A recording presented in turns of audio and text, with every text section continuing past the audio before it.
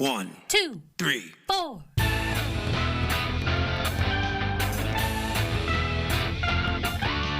Monster movie. Fun time, go!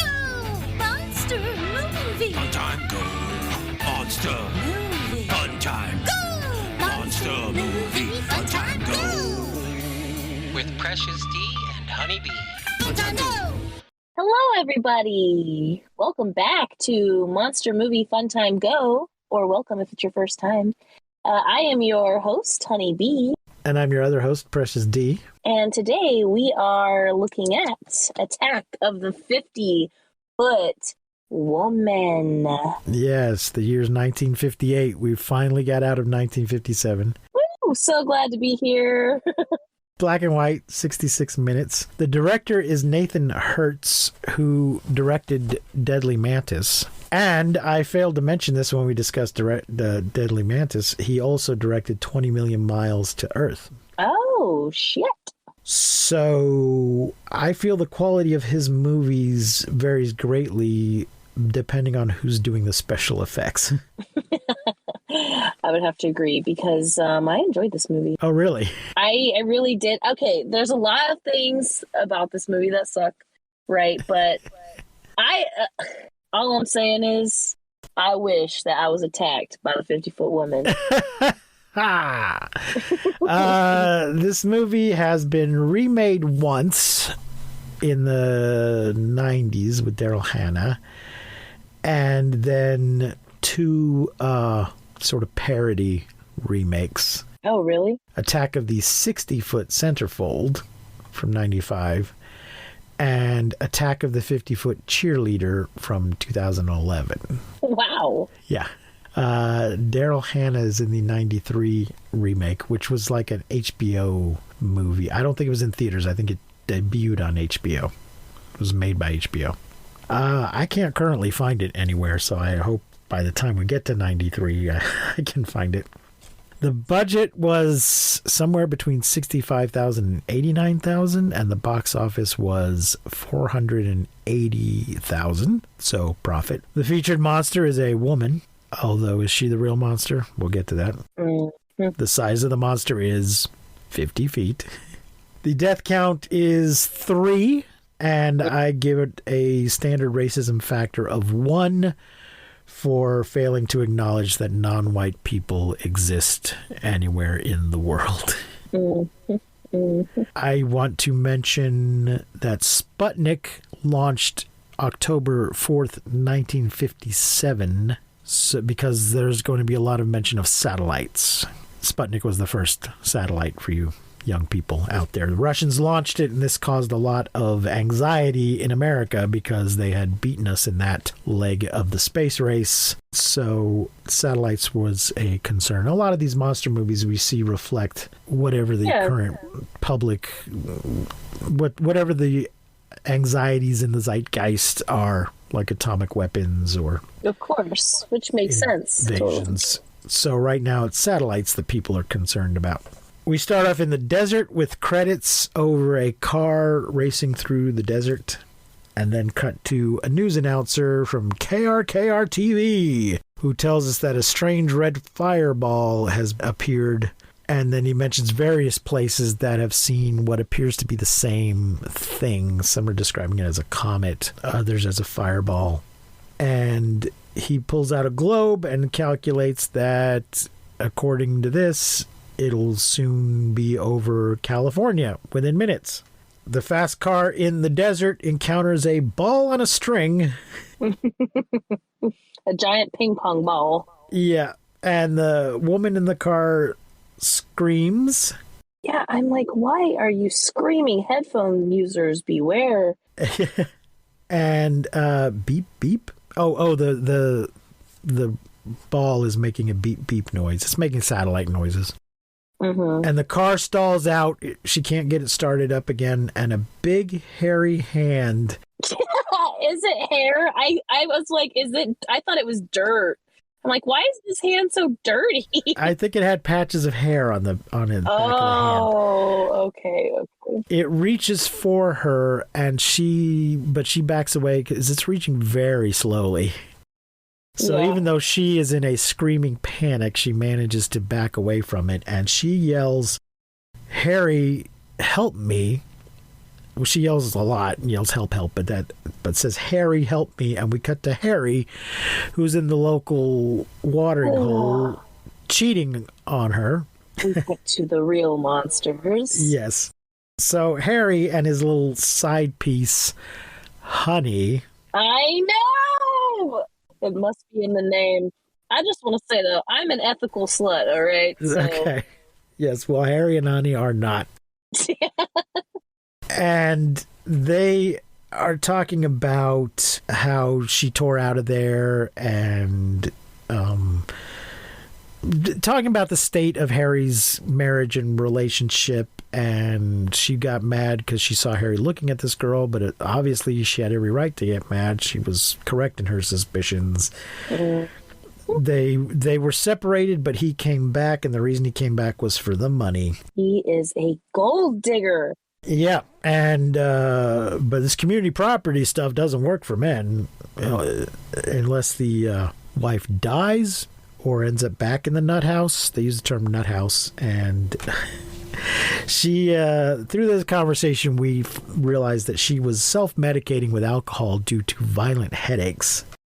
And Harry's being weirdly, while he's cheating on her, he's being oddly sympathetic, because he's talking about how Dr. Cushing is helping. I don't think he's being sympathetic. Well, he sticks up for her a little bit about, oh, she hardly drank anything tonight, and I think she's doing better. And I didn't take it that way at all. No. Like, I thought he was just like, because she's like, this is how we're going to make this happen. Like, your wife is crazy, right? And he's basically just like stating like, well, I mean, she's been doing better, but she's been blah, blah. I don't think he's sticking up for her as much as just like fact checking her, like saying like, I see. I just took it as he was sticking up for her, but in an odd way, just sort of reflexively, well, hey, now that's my wife and she's not that bad, even though I can't stand her and I'm fooling around with you.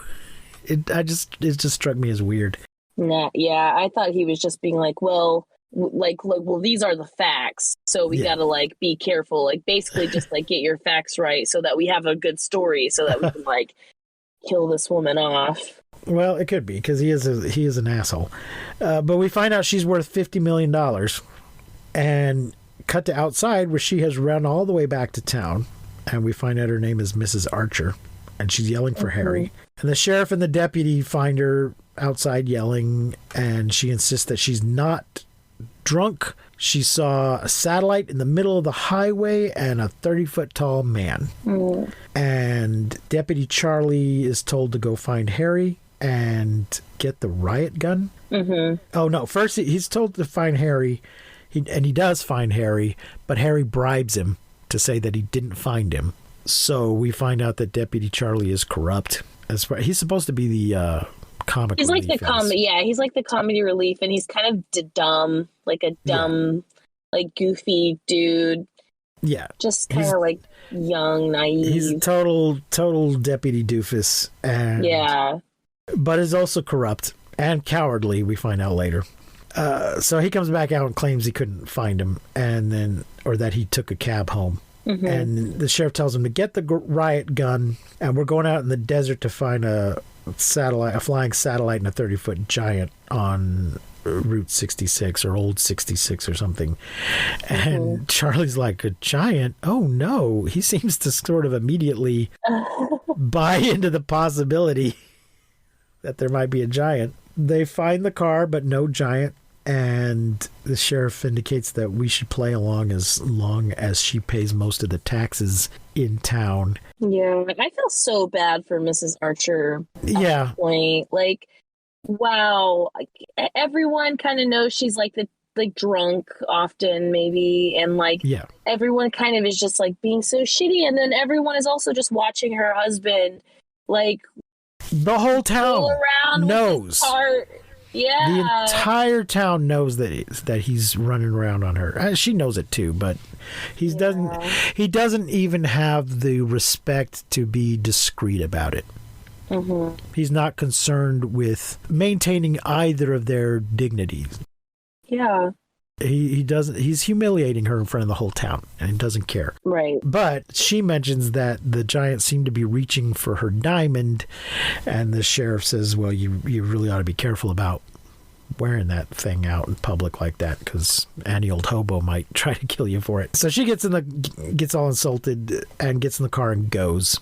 And Charlie indicates that he's hot for Honey. This is where we find out that everybody knows that he's keeping this Miss Honey at the hotel, and she's a hottie. Mrs. Archer gets home, and there's a butler. Aww. And the husband is very rude. Jess is the butler's name, who she should have just married Jess. She should have married Jess years ago. The problem is he's known her since she was a child, so he's too old. He just loves her. He has a fatherly concern for her. He's loved her whole life. He was there when she was born, and it's like a fatherly thing. Right. But the husband is very rude to Jess, so if we didn't already think he was an asshole, he's also rude to the help. Yeah. And she's like, "Go back to Tony's and your woman." I wrote that this is the Who's Afraid of Virginia Woolf of monster movies. Oh, that was one of the show. I auditioned for that show once. I never heard a call back. It was devastating.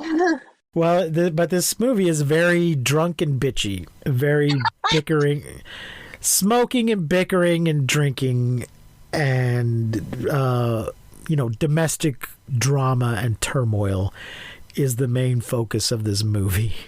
Eventually, a 50-foot woman will present herself. But yeah, that's the real story of this movie is this drunken drama. She complains about that he's a parasite after her money, and then we find out her first name is Nancy. He puts her to bed, and so she also in this scene we can really tell that she does love Harry, and she tells him that she loves him, and that's like, oh God. That's why she puts up with his shit. Yeah. Because she has an unhealthy attachment to him, and I don't know if he was always after her money or if he ever cared about her, but the doctor indicates later that she changed after she married Harry for the worse. Yeah. That being married to Harry just turned her into a drunken, bitter person, that she wasn't like that before. Yeah. He puts her huge ass diamond in his pocket and goes back to Tony's, where Deputy Charlie is dancing with Honey. And we find out that he is keeping Honey at the hotel and expected to find her there. The hotel seems to be right next to the bar. She calls Deputy Charlie a clown. This is the first incidence of Charlie's cowardice, though. As soon as he sees Harry, he's like, "Oh, I was just saying arrivederci," and he gets out. Yeah. But they talk about she's cracking up. We won't have to wait long, and I'll call Dr. Cushing. Oh, yeah, but Harry says to Honey, I don't want you hanging out here. Like, bitch, you're married. Yeah. Like, you don't get to say anything about anybody, sir. You can only hang out here when I'm here with you. I don't want you hanging out here alone. Like, get fucked, bud. But then she tells him, well, you don't need to worry about me cheating on you with Charlie because he's a clown. And doesn't have a really rich wife that I can suck all of the money out of. So he tempts her with the diamond, which she refers to as the Star of India, the biggest diamond in the world. There is a real Star of India. It is not a diamond. It is a star sapphire, and it is one of the largest gems in the world. I don't think it's the largest, but it's one of the largest. Wow. So cool. I thought it was odd that they called it that. They must have known it was a real gem. And the idea that this incredibly rich woman is just living outside of this rinky-dink town and wearing the world's largest diamond around her neck is a little unbelievable. When you own a diamond like that, you don't wear it around. You give it, it ends up on permanent loan to a museum, so that even though you technically own it, it sits in a museum where everybody comes and looks at it. Or, well, maybe at this point. I think at this point the real Star of India was in a museum. So if it's not part of the crown jewels, or even the crown jewels, I think are usually on display for the public to come look at in a museum setting. So nobody's wearing the world's largest diamond just around their neck as they tool around in the desert. But the next day, the doctor has come to see her and says that she's suffering from mental exhaustion, and I think mentions the drinking, and gives Jess some pills for her, and blows off the satellite business as her imagination, but says that going back to the sanitarium would kill her, and basically tells Harry, be nice to her, and she'll get better. Yeah. And Nancy comes down and there's more bickering, and I know where you spent the night, and he gives her back the diamond and warns her to be careful, your giant friend might come looking for it. And then we see the news guy again, who acts like a totally unprofessional asshole, reporting on Nancy Archer, formerly Nancy Fowler's I wasn't sure if this personal was like life. real or if this was like in her head, like because it seems like I didn't see anything that indicated to me it was imaginary, and the fact that it was the exact same guy we saw in the beginning. yeah, I thought because of like the things that he was saying, it was like too personal and Right. like too and also right before that, like the doctor's like she's crazy and she should be committed, and like she obviously has like a history of like these sort of things. So I really thought that the like news thing was just like her kind of being like emotionally exhausted and being. I don't think it was. He was I think it was actually saying these things. No, I think he was. I think it was the 1958 version of TMZ, just doing the celebrity gossip and publicly humiliating her because this guy's an asshole. Apparently not a real news person, just a celebrity gossip and Red Fireball reporter. Yeah. Oh, and I was looking up stuff while I was making notes and watching it, and Tony the bartender is also the space giant. Nice. His name is Michael Ross, and he plays both the bartender and the space giant. Oh, and the news guy refers to him as Handsome Harry. So, yeah, unprofessional newsman. And she breaks the TV. She throws something at the TV and breaks it. And says, we're going into the desert to look. So she and Harry get in the car, and there's lots of driving. But then they find it. They find the satellite, and Nancy runs up to it and is touching it, and is, it's real, and she's very excited. Yeah. That she's found her proof. But then we see the bald giant comes out and tries to grab her. So at 27 minutes and 42 seconds, we get a giant, not a 50-foot woman, but apparently a 30-foot man. Yeah. At this point, like right around here, I was like, oh my gosh, okay, Nancy's going to be the 50-foot woman. Yeah. Oh, you didn't realize that? No, earlier? I didn't. So, and Harry, I don't know if this was at all a reflection of reality, but in the movies, people just seem to have guns. Just people that you wouldn't expect to have guns. Just have a gun.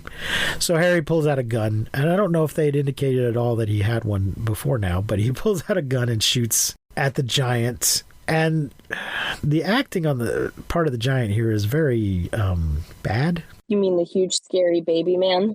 Yeah, he's just not reacting at all. I mean, the gunshots aren't hurting him at all, but he's also just doesn't really see. He's just kind of staring at the camera. Yeah. So I'm just curious as to what sort of stage direction, if any, he was given. He's just sort of leaning towards the camera, and there doesn't seem to be any sort of, now you're getting shot at, now you're trying to grab the woman. He's just looking at the camera. But Harry runs away, and Nancy screams. Like a little bitch. Like the little bitch that he is. Yeah, Harry screams. But I think Nancy screams too. Harry runs home and course, packs. Nancy's getting fucking kidnapped. Yeah. Harry starts packing and then gets in a fight with Jess, and Jess calls the sheriff because he left with Nancy and came back without her. So, what is going on? Jess is kicking his ass until he breaks a bottle over his head.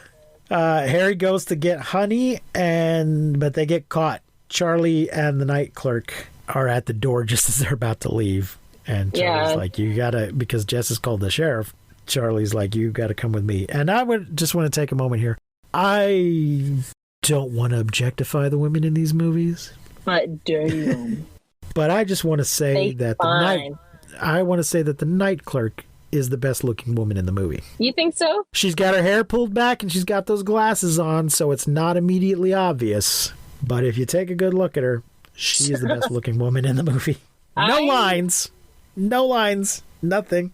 But I thought every woman in this movie was just like banging. I was not a fan of Honey. You weren't? No, I thought her face. I mean, like Nancy all the way for me. Like, oh, good Lord! But I thought Honey was hot too. I didn't care for her face, and she was definitely not as pretty as Nancy or the night I love clerk. the shape of her face, her little alien Really? face, kind of like a Taylor Swift, like square triangle boxy. Just wanted to punch that face. If she would have been a nicer character, like if she was Maybe. like a better character, do you think she would have been more attractive to you? Well, sure. I mean, personality is important, and if you're on that borderline, then personality push you over the line. But yeah, she's no night clerk, let me tell you. And then we cut to they've been playing cards. They've been playing gin rummy at the station all night because it's now daylight, and they get a call that Nancy has been found on top of the pool house, loaded. I don't think she's actually loaded. She's not drunk. They're just assuming because she's unconscious on top of the pool house that she's drunk, but she's not. Mm-hmm. Apparently, for whatever reason, the giant left her there. Yeah. It appears that what has happened off screen is that the giant has taken her diamond and took her back home. So he needed her diamond, but he had no ill intentions towards her. Well, he did something, right? Well, he was probably unaware that contact with him might result in her having a growth spurt. It doesn't really make sense. He's a giant. Why should just coming into contact with this giant turn her into a giant? That's not how things work in general. I go and pet my dog and I don't turn into a dog, you know? Mm-hmm. So maybe, I don't know if it's a coincidence. Well, they call the fireball in the beginning a stranger from space in the first news report or whatever. So, I mean, space rules, you know. Yeah, well, just any radiation can do anything to you, I guess. So, but I don't know. I just don't see why it's like, oh, he's a giant, so now she's a giant. But the doctor comes to check on her and says she should go to a hospital as soon as it's safe to move her, and the sheriff mentions that all that hours of exposure on top of the roof probably didn't help any.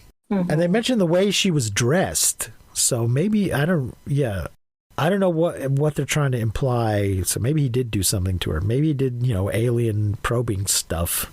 Ooh la la. They don't give us details on the way she was dressed. Was she just in her underwear? She wasn't naked. She was dressed in some way. Mm-hmm. And there were scratches on her throat. Mm-hmm. And they appear to maybe contaminated, and there's evidence of radiation. Radiation, yeah. Which I don't know. What do you mean evidence of? Was she radioactive or not? Did you get a Geiger counter? What do you mean evidence of radiation? What happened to her and her diamond? But Honey gives an alibi to Harry, claims she was with me all night. Mm-hmm. Which is not true, but it's not true. He was with her, with Nancy part of the night, and abandoned her when they were attacked.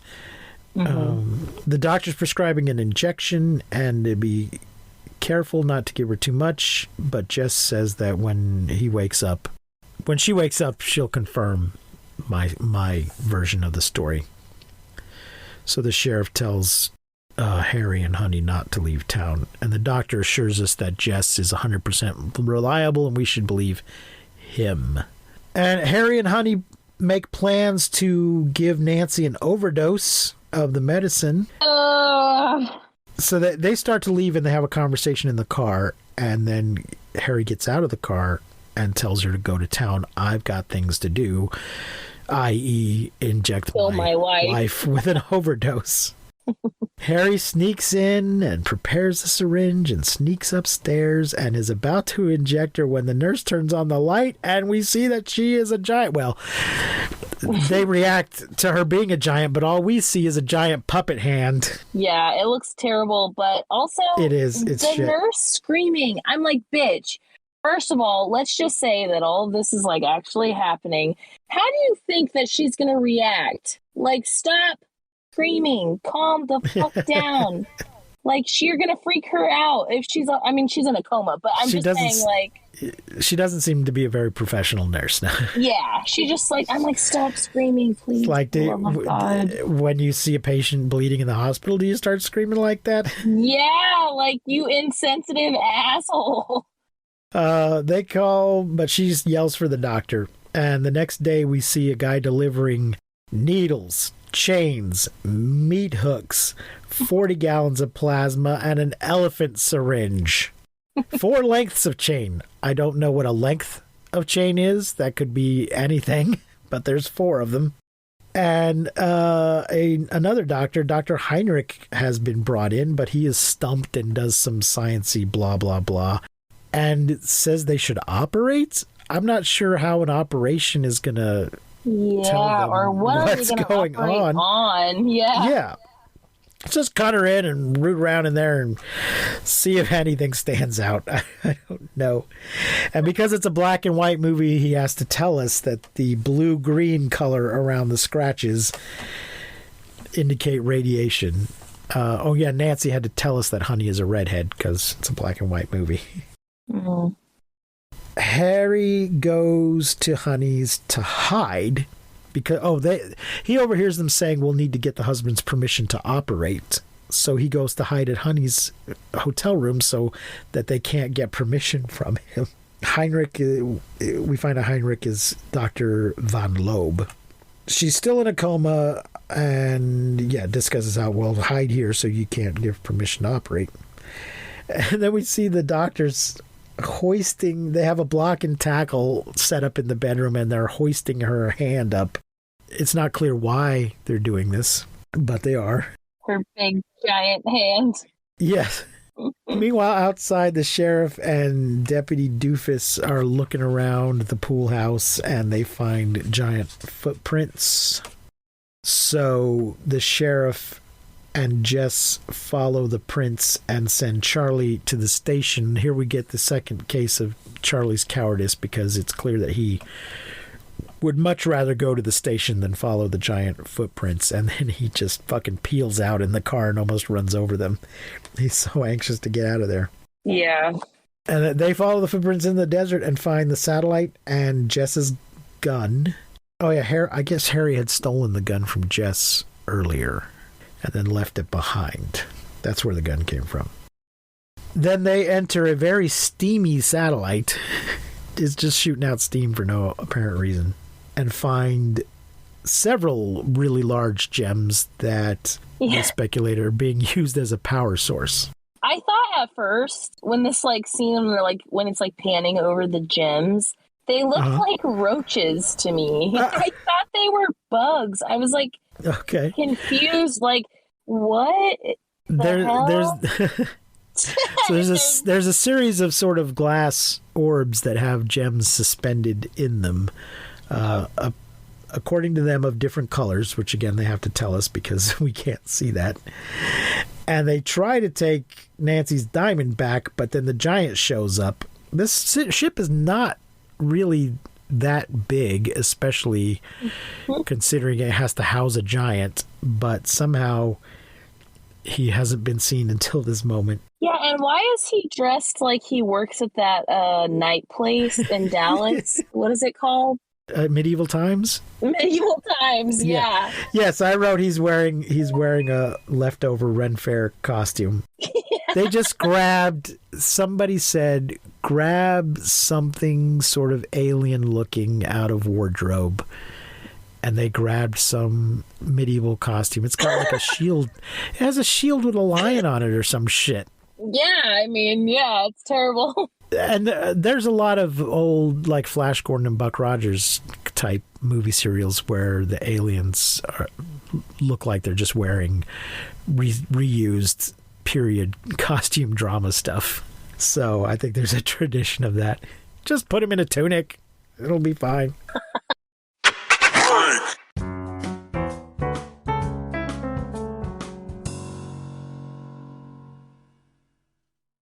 Again, we have some bad chroma key or composite imaging or whatever Where technique he's they've like used. see-through. Yeah, he's see-through. And they do some bang bang, but it's no good. And then the sheriff throws a grenade. Did he mention earlier getting grenades? I don't remember. He throws a grenade at the giant. The giant smashes the car and then gets in the satellite and flies away. Yeah, he's like, fuck this, I'm out. I don't know why he wasn't already gone, but I guess maybe he was just now doing the last minute adjustments he needed to do before he left. Yeah. So the car's no good. The radio is also wrecked, so we're going to have to walk from here. We also get a moment here where Jess talks about Nancy. Yes. And then the doctor talks about, with the other doctor, about known Nancy since she was a child and how she changed after her marriage. And the Dr. Heinrich says it's a sad case, not uncommon in this supersonic age. What the fuck does that have to do with anything? I know, I wrote that down too, because I was like, is this like an irrational woman talk? Like, what is happening here? Well, I just, it's like, these kids today with all their supersonic jets just are unstable. It's just an old guy bitching about these modern times we live in. It just was a really weird way to, because it has nothing to do with her story. Yeah. Let's see. It would be unwise. The first doctor says I was unwise to advise her to take Harry back. Yeah, you were. And then Heinrich says something really stupid. When women reach the age of maturity, Mother Nature sometimes overworks their frustration to the point of irrationalization. Irrationalism. Irrationalism would be like the belief in the irrational. Mm-hmm. Yeah, that guy. Not just being irrational, but my belief system of irrationality. But then he compares it to middle-aged men like us who look longingly at 20-year-olds. So I don't know. God. Yeah, he's just a really gross old man at this moment. Gross. Nancy wakes up and calls for Harry. Yes, get up, Nancy. Get up and be the giant, successful girl boss that you are. And we see her big puppet hand moving around. Call the sheriff. Charlie answers and goes to try to find Harry, who is dancing again and seems pretty drunk at this point. Yeah, I literally put on this part, Nancy, you got 10 minutes. Let's get it, baby. So the deputy tells him it's an emergency, but he just refuses to come. The doctors decide they have to notify the authorities and get chains and morphine and call the state police. And I wrote here, being giant is not a crime. Yeah, why is everyone so fucking freaked out? Yeah, I know. They just assume that she's going to flip out, and because she's a giant, she's going to flip out dangerously. And that, therefore, they're justified in chaining her up and keeping her doped up and calling the state police. But she breaks loose, tears up the house, and that at 56 minutes and 12 seconds, we finally actually see a 50-foot woman. Well, not actually, but you know what I'm saying. Instead of just a puppet hand, we get a full view of the 50-foot woman who has been dressed up in a bedsheet bikini, appears to be blonde now. Yep. And has had full hair and makeup done. Yeah, get it, queen. Slay. Literally. I know where my husband is. He's with that woman. I'll find him. Yes. Eat him and his whore. We get more bad effects. They should have just used forced perspective instead of this composite imaging, because it looks like shit. She looks see-through or partially see-through all of it. And then I angel referred to this as the casual stroll and minor vandalism of the 50-foot woman rather than the attack of the 50-foot woman. Because she just sort of slowly starts walking towards town. And they seem to use the same shot of her walking several times. Mm-hmm. The deputy finds the sheriff and Jess on the road, and they cut to the doctors and the nurse clearing stuff up. But it seems like they're trying to move stuff out of the way of their car so they can get into it. But just then, the sheriff's car pulls up, and they all get into his car and head into town. And then we see a uranium prospector who's out with his donkey in the middle of the night. Who, by the way, his donkey's name is Harry, which I thought was hysterical. I noticed that too, that the donkey is also named Harry. And I have no idea if that was done on purpose. It had to have been. Well, I also thought that they told the actor to just improvise something, and he just, not having read the rest of the script, decided to call the donkey Harry. No way. But I don't know which is true. I think that we all know that Harry is a jackass. Yeah. And so right. it was just that last humor for the movie. The 50 woman casually strolls by, which prompts the throwing the alcohol away gag. And he says, "Come on, Harry," and he and the donkey take off. Then she runs into some power lines where they've bothered to build a model of power lines. And this is where I wrote, hair and makeup look great. Yes, they do. She shakes the power lines a little bit, and this causes the power to go out temporarily. Again, minor vandalism. She doesn't knock down the power lines. She just jiggles them a little bit, causing a temporary outage. Sheriff and the gang are driving fast into town. We see a couple getting into a car, and they smooch a little, but then catch a glimpse of Nancy and freak out. She just kind of stares at them, I don't know, wistfully. Like, fuck you, where's my husband? Yeah. I don't know if she's like, oh, that used to be me, or if she's wanted to, I don't know. She just kind of looks at them and they run away. Yeah. And the guy kind of hides behind the girl. He does that. I don't know. There's a thing you see sometimes where it seems like the guy's kind of trying to protect the girl, but from behind. But I think it's a thing where you've accidentally ended up behind the girl, so you want to protect her, you put your arms on her, but it doesn't occur to you to step in front of her. Mm. It ends up looking like he's hiding behind the girl. And they very slowly run away. Damn. Then in a moment pick up speed and flag down the sheriff. They apparently cannot speak. They've been struck dumb. The deputy and the sheriff and everybody get out of the car, and he says, "Was it a giant woman?" And they nod yes, and so everybody runs that way. And a very small crowd panics in the street, or rather the dirt road, in this one mule town. Nancy tears off the hotel sign and then does her Kong impression, so mark that off on your MMFTG bingo card, yes. And then we get a combination of the actress tearing up a model and the giant puppet hand tearing up a full-size room. We kind of cut those two things together. The puppet hand is disgusting. Like, the skin is so weird. Yeah, it's bad. And the sheriff is concerned that she will tear up the whole town till she finds Harry. And Charlie says that she'll tear up Harry when she finds him. They all seem much more concerned about Harry than Nancy. In fact, they have been all along. Mm-hmm. And it doesn't seem fair. It doesn't. I mean, talk about poor little rich girl. She can't catch. Her $50 million is not making her happy. Yeah, I need a Nancy Archer in my life. Like, a little crazy, like maybe has like a drinking problem, $50 million. But I think she only seems to have a drinking problem because of Harry. Yeah, I'm saying. Not that you can put the blame for that entirely on someone else, but I don't think she had that problem before she ended up with him. Even at 50 feet, if you're out there, Nancy Archer, hit a bitch up. Harry is found in the bar. The hand comes in, and Charlie says, "I can't shoot a lady." But Harry can.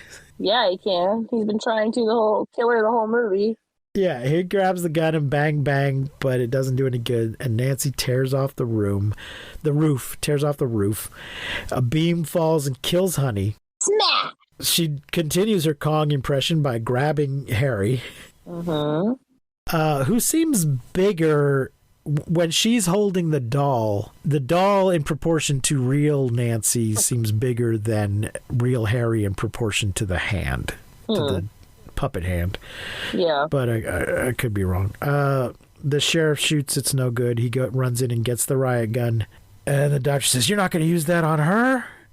He said, "What do you want me to do? Put salt on her tail?" This is the second salt on the tail reference we've seen in one of these movies. And is she glowing at this point? He's shooting at her, and I'm not sure if she's glowing right now or glowing after he hits it. The bullets aren't, the shotgun is not doing any good against her, but then she's near the power lines and he hits one of the transformers. Yeah. And it sparks, and that seems to electrocute her, and she kind of glows a little bit and then falls down dead. So she can take a lot of bullets, but apparently not any electricity.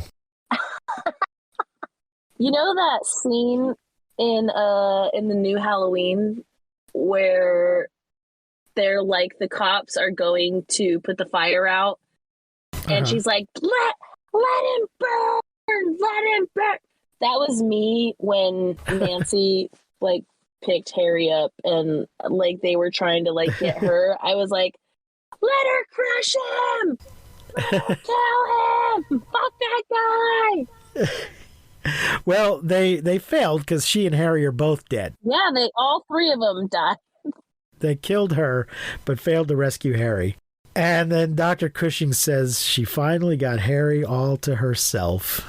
But the other girl's dead too. So actually, they're all. So are they still in this like fucked up love triangle? In hell, where they all have invariably gone? I don't know. Oh my god. That's amazing. So I wrote that this is the most sexist movie we've seen. She seems to have no agency, is unstable, is defined by her relationship, and once she gets her power, she gets killed. But on the other hand, men are presented as corrupt, cowardly, and philandering. So maybe this movie just hates people in general. Oh yeah, I have to say, and not just women. I had this moment in the movie. There's a moment where Charlie he's at the police station and he doesn't have his glasses on. I had a very like she's all that moment with him, like, oh shit, like Charlie's kind of hot. And then he like puts his glasses on, he's like this nerdy, like derpy dude, you know? Right. But yeah, without his glasses on, oh shit, oh okay, Charlie, what's up? He also keeps calling the operator like babe and honey and stuff. So yeah, gross. So I think this movie is sexist, but it may just be that it's misanthropic, that it just has a bleak view of humanity as a whole. Yeah. Because the sheriff is okay, and the doctor and Jess are okay. Yeah. But Harry and Charlie are not good examples of manhood or humanity or anything, and neither of the women, of the two main women, the night clerk's got it going on. I'm sure she's very competent and professional, but the other two women are just solely defined by their relationship with a man, and one of them is only concerned with money. She doesn't love Harry either. Fuck no, she doesn't. She doesn't love Harry. She just loves the money that potentially is there. You know, she's just such a contrast to the women we've seen in most of these movies, who are competent professionals. And even the women in the Japanese movies who are a little bit less competent professionals are still not raging insecure drunks. Sure, but see, I didn't think they're well balanced and competent people. I didn't think that. I thought she was successful, like a successful woman still, because she was like super rich. And I did think that she like, you know, she had the like drinking problem or whatever. But as far as like her being portrayed as like this person, to me, it looked like that was just everyone else's portrayal of her. And like how they kind of like kept it as like that wasn't her, was like the Jess character. No, she's rich, but she's not successful. She inherited that money. She didn't do anything to earn it. Oh, she's just how do you know? She's just an heiress. How do you know Well, no, it's not explicitly stated in the movie, but she doesn't do anything. She hangs how do around you the house know? She hangs around the house drinking all day. That's all we see her do. There's no mention of any sort of business or anything. She doesn't show any skill at anything other than drinking. She just the way that she's presented. She is presented as an heiress. I don't remember if the news guy mentions it when he's calling her out. Yeah. But yeah, it's just implied that she just grew up rich. She didn't create that fortune.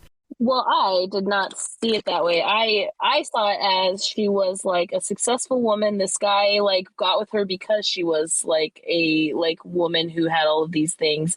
And then that brought her down. That we never really see her have a drinking problem. We just hear about it and see her drink a little bit, but we never see her drunk. She apparently has been doing better. And we have like these moments where people like Jess and the doctor are like standing up for her and saying she was a good person, all of this. So I just felt like I loved the movie in like a sense of like, you know, like trash, like TMZ, like you were saying, like the smut, or like you watch like reality TV. Like I loved the movie for like that and the drama of it and stuff like that. I thought it was a good movie. Plus I thought that she was yes, she was portrayed like really shitty, but I thought there were moments of like where that was shown that it was just how the other people saw her and not who she really was. Right. So, I don't know. I did have a lot of sympathy for her, but no, I'm sure that she just inherited that money. She didn't do it. She didn't show any skill or competence. And she was in the sanitarium before, but yeah, the doctor indicated though that she was fine until she met Harry. He was just toxic for her. But I think if she'd been the sort of person who had built a fortune of her own, that she wouldn't have ended up in that situation. She was somebody who had everything handed to her and didn't know how to cope with adversity. Fuck the rich. Agreed. Fuck the rich. Eat the rich. Well, Honeybee, what rating do you give this movie? I am going to give this one, I'm going to say like a 3.8. Okay, because I gave it a 2. Yeah, I loved it. I loved the drama. I loved the back and forth between the like skank and the husband and like them trying to kill her and then like her getting really big and like, where's my husband? I loved it. It was trash TV for 1958 and I am about it. I'm going to give it a solid 3.8. I think if the effects had been better, I might have given it a 3. Nice. But the effects are shit, so yeah. So it's getting a 2 from me. Apparently it's a classic. I think the poster for the movie is much better than the actual movie. I liked it. I'd even almost go as far as to say a 4, but I don't want to go that one. Like 3.8 for me. Okay. Well, that will wrap it up for today. As always, you can message us at monstermoviefuntimego@gmail.com. You can leave us a voice message at anchor.fm/mmftg. You can find our t-shirts at cafepress.com/mmftg. You can find us on Instagram, Facebook, and Twitter. Next week, I believe, will be our Christmas special. We're going to go off the kaiju and we're going to do Krampus. So join us for that. You may have to rent it if you want to watch it first. It doesn't seem to be streaming for free anywhere at the moment. But once we get fully into the Christmas season, it may show up. Of course, by the time you hear this, we will be in the middle of the Christmas season. Remember, folks, keep calm and take shelter in basements. Don't misuse science. And we will not see you, but you will hear us next time on Monster Movie Fun Time Go. You've been listening to Monster Movie Fun Time Go. If you enjoyed the show, please rate and review us on your podcasting platform of choice. Our theme song is by the Texacato Folk Rock Punk featuring Lita Lopez. You can support the show, find links to our social media, and even leave us a voice message at anchor.fm/mmftg. Fun time go!